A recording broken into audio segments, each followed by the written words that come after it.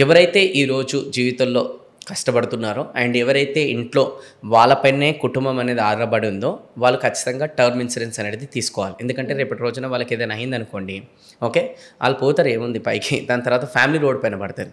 So మనం కష్టపడుతున్నాం ఈరోజు అంతా బాగానే ఉంది, కాకపోతే మనం పోయిన తర్వాత కూడా మన ఫ్యామిలీ హ్యాపీగా ఉండాలంటే మనం టర్మ్ ఇన్సూరెన్స్, లైఫ్ ఇన్సూరెన్స్ తీసుకుంటే రేపటి రోజున మనం పోయిన తర్వాత కూడా వాళ్ళు సఫర్ కాకుండా హ్యాపీగా ఉంటారు. వాళ్ళే ఫ్యామిలీ మంచి కోరుకునే వ్యక్తులు అంటారు. లేదంటే నేను కష్టపడుతున్నా అంటారు, టర్మ్ ఇన్సూరెన్స్ తీసుకోకుండా కష్టపడుతుంటే అది వేస్ట్ కష్టమే అనమాట. ఎందుకంటే రేపటి రోజున ఫ్యామిలీ గురించి కేర్ లేనట్టే. ఓకే, ఇంకోటి హెల్త్ ఇన్సూరెన్స్. ఈరోజు చాలామంది మిడిల్ క్లాస్ వాళ్ళు డబ్బు కోసం కష్టపడుతున్నారు. ఎందుకు కష్టపడుతున్నారు తెలుసా? హాస్పిటల్లో ఖర్చు పెట్టడానికి.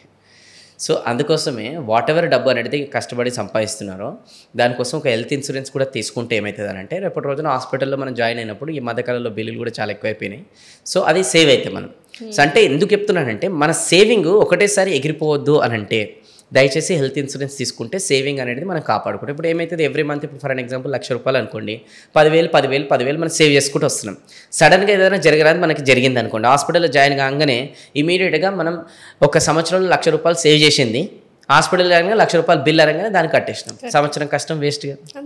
సో అదే ఇన్సూరెన్స్ తీసుకుంటే అది సేవ్ అవుతుండే కదా. సో అందుకోసం ఇన్సూరెన్స్ హెల్త్ అండ్ టర్మ్ తీసుకోవాలి.